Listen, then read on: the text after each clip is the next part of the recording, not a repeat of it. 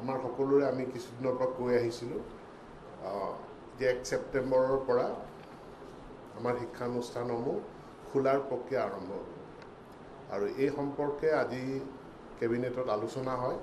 কেবিনেটে আটাইতকৈ বেছি গুৰুত্ব প্ৰদান কৰিছে যে শিক্ষাৰ স্কুল কলেজসমূহ খোলাৰ লগে লগে তাৰ লগত জড়িত যিসকল ব্যক্তি তেওঁলোকৰ টিকাকৰণ বা ভেকচিনেশ্যনৰ ওপৰত আটাইতকৈ বেছি গুৰুত্ব দিছে।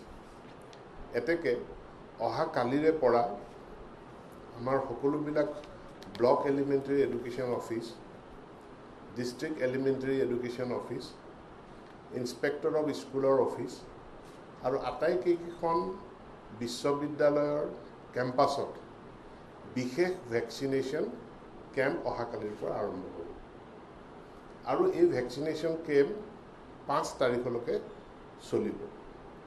এতেকে শিক্ষাৰ লগত জড়িত সকলো শিক্ষক, সকলো কৰ্মচাৰী আৰু 18 বছৰ বয়সৰ ওপৰৰ সকলো ছাত্ৰ ছাত্ৰীক এই ভেকচিনেশ্যন কেম্পৰ সুবিধা গ্ৰহণ কৰি তেওঁলোকক ভেকচিনেশ্যনটো ল'বৰ কাৰণে আমাৰ ফালৰ পৰা আজি কেবিনেটে আহ্বান জনাইছে।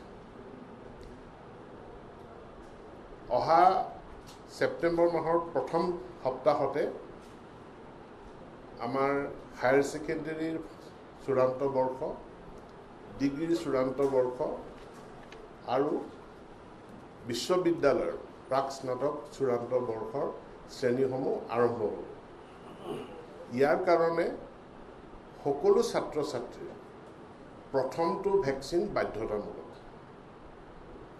আৰু তেওঁলোকে প্ৰথমটো ভেকচিন লোৱাৰ লগে লগে দ্বিতীয় ভেকচিন লোৱাৰ কাৰণেও নিৰ্দিষ্ট এটা সময়ৰ ভিতৰত নিৰ্দিষ্ট তাৰিখত তেওঁলোকে দ্বিতীয় ভেকচিনটো ল'ব লাগিব আৰু তাৰ কাৰণে তেওঁলোক দায়বদ্ধ থাকিব লাগিব।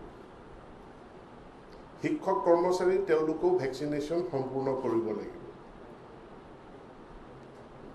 হোষ্টেলসমূহ, ছাত্ৰাবাস, ছাত্ৰীনিবাসসমূহো খুলি দিয়াৰ কাৰণে কেবিনেটে মত পোষণ কৰিছে। তাৰ কাৰণে কিন্তু হোষ্টেলসমূহৰ কাৰণে 2টা ভেকচিন বাধ্যতামূলক, অৰ্থাৎ 2টা ড'জ, ভেকচিনৰ 2টা ড'জ তেওঁলোকে ল'ব লাগিব আৰু লোৱাৰ সেই চৰ্ত সাপেক্ষে এই ছাত্ৰাবাসসমূহ বা ছাত্ৰীনিবাসসমূহ খুলিব পাৰিব।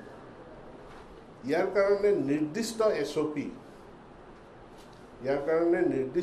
SOP অহা 31 তাৰিখৰ আগত, সম্ভৱতঃ 30 তাৰিখে শিক্ষা বিভাগে জাৰি কৰিব। তো একজেক্ট তাৰিখটো কোন তাৰিখ হ'ব সেইটো শিক্ষা বিভাগে, কিন্তু 5 তাৰিখ স্বাস্থ্য বিভাগে ঘোষণা কৰিব। কিন্তু 5 তাৰিখৰ ভিতৰত সকলোৱে ভেকচিনেশ্যন প্ৰক্ৰিয়াটো আমি অহাকালিৰ পৰা যিহেতু স্বাস্থ্য বিভাগে বিশেষ ভেকচিনেশ্যন শিবিৰ কৰিব, তাৰ জৰিয়তে ভেকচিনেশ্যনৰ প্ৰক্ৰিয়াটো সকলোৱে সম্পূৰ্ণ কৰিব লাগিব। এইটো কেবিনেটৰ আজিৰ তাৰিখত আমাৰ স্কুল কলেজ খোলা সম্পৰ্কীয় বিশেষ ঘোষণা বা সিদ্ধান্ত। ধন্যবাদ।